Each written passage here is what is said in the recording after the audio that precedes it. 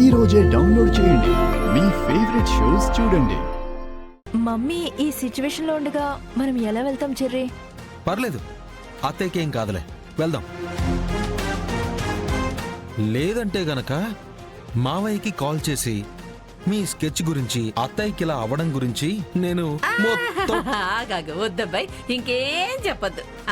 Baby నక్షత్ర, situation force ను బట్టి నువ్వు బాబుతో హనీమూన్ కి వెళ్ళక తప్పడం లేదమ్మాయి. వెళ్ళవే, వెళ్ళు బేబీ, హనీమూన్ కి వెళ్ళు.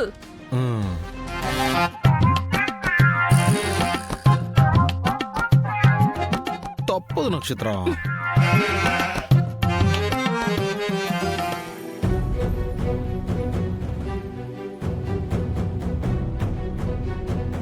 ఊరికే వదిలి వెళ్ళిపోయే మనిషి కాదే ఈయన. ఏమై ఉంటుంది? ఫోన్ వస్తే అర్జెంటుగా ఎక్కడికైనా వెళ్ళుండొచ్చేమో.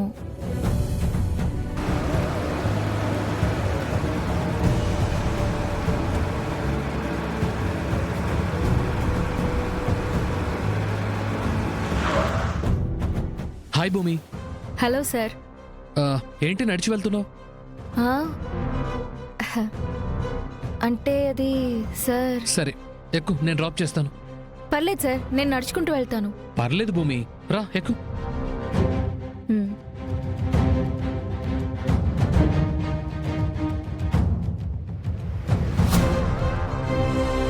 Thank you sir.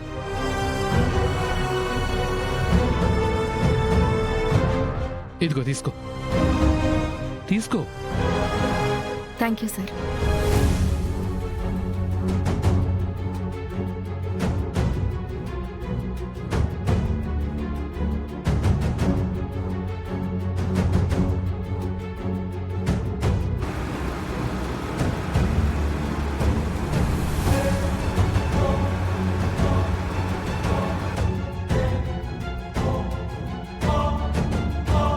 అన్నిసార్లు నేను థ్యాంక్స్ ఎక్స్పెక్ట్ చేయట్లేదు భూమి.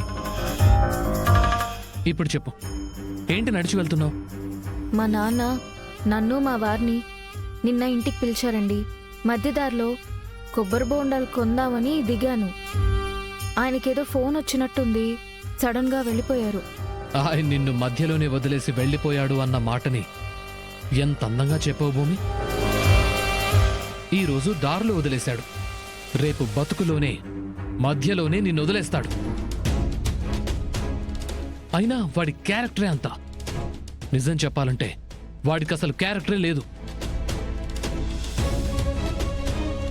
వాడసలు బంధాలకి విలువివ్వడు. అందుకే వాడి నాన్నను వాడంత రెక్లెస్గా చూస్తున్నాడు. అసలు వాడు రాయి భూమి. రాయిలో అయినా దైవత్వాన్ని వెతకొచ్చేమో గాని వీడిలో మానవత్వం వెతకడం చాలా కష్టం. అయినా అలా నడిచి వెళ్లాల్సిన అవసరం నీకే వచ్చింది భూమి. నీకు నాట్యంలో మంచి ప్రావీణ్యం ఉంది. శోభాచంద్ర కూతురుగా అమ్మకు తగ్గ కూతురని పేరుంది, ఆస్తుంది. శరత్ చంద్ర గారి కూతురిగా ఒక అంతస్తుంది. అయినా వీణ్ణి పట్టుకుని వేలాడాల్సిన అవసరం ఏమొచ్చింది భూమి? వదిలేసేయ్. మీ వాళ్ళు నీకు వాణ్ణి తలదన్నే సంబంధం చూసి తీసుకొచ్చి పెళ్లి చేస్తారు. ఎలాగూ ఏదో ఒక రోజు వాడు నా చేతుల్లో పోవాల్సిన వాడే కదా. ఆపండి.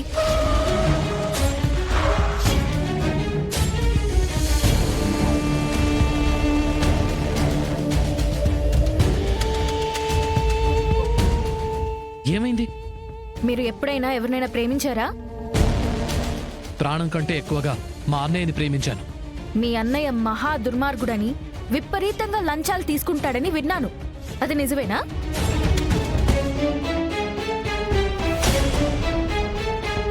హే భూమి, నోరు జాగ్రత్తగా పెట్టుకొని మాట్లాడు. మా అన్నయ్య అంత సిన్సియర్ ఎస్ఐ పోలీస్ డిపార్ట్మెంట్లోనే లేడు. ఎందుకు సార్ కోపడుతున్నారు? మరి మా అన్నయ్యనంటే నాకు కోపం రాదా? మరి మా ఆయన అంటే నాకు కోపం రాదా సార్? నేను ప్రాణంగా ప్రేమించిన మనిషి సార్ ఆయన. ఆయన గురించి మీకేం తెలుసని అలా మాట్లాడుతున్నారు? ఏంటి, బంధాల గురించి తెలీదా? మధ్యలోనే వాళ్ళ నాన్న వదిలేస్తే అమ్మని చెల్లిని చెరో భుజం మీద మోసి ఈ స్థాయికి వచ్చిన మనిషి సార్ ఆయన. మా మేనత్త తన అమ్మకు సవతి అయినా ఆ సవతి పిల్లల్ని కూడా తన సొంత తమ్ముడు చెల్లెల్లా చూసుకుంటాడు సార్. అమ్మా నాన్న సంరక్షణలో పెరిగి ఈ స్థాయికొచ్చినా మీకేం తెలుసు సార్ ఆయన విలువ? ఏమన్నారు? ఆయన రాయా? మీకు సరిగ్గా చూడడం రావడం లేదు సార్. చూస్తే మీకాయనలో దేవుడు కనిపిస్తాడు. అమ్మనే దైవంగా కొలిచే మహానుభావుడు కనిపిస్తాడు. పగ, ప్రతీకారం లాంటి ఆలోచనలు అన్నీ పక్కన పెట్టి ఆయన గురించి సరిగ్గా తెలుసుకోండి సార్. అది మీకే మంచిది. ఏమన్నారు? నాకు మా వాళ్ళు ఆయన తలదన్నే సంబంధం తీసుకొచ్చి చేస్తారా? ఆయన కాలి ధూళిని కూడా తేలేరు సార్. చివరిగా ఒక మాట, ఆయన ఎవరికైనా సాయం చేస్తే అంటే మీలాగే ఇలా లిఫ్ట్ ఇస్తే లిఫ్ట్ ఇస్తారే తప్ప లిఫ్ట్ ఇచ్చిన వాళ్ళ వ్యక్తిగత జోలికి వెళ్ళరు సార్. అది సార్ ఆయన సంస్కారం.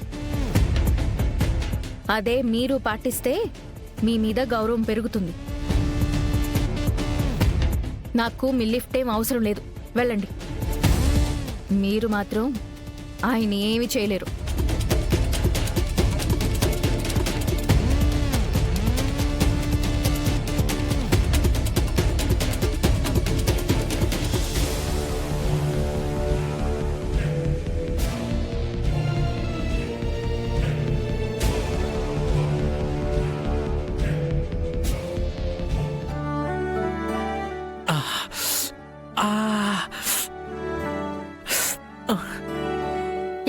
ఎక్కడ్రా మీ బావా?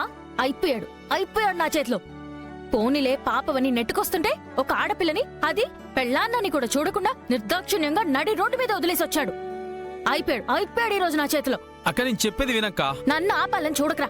అయ్యో బావకి నిజం తెలిసిపోయింది.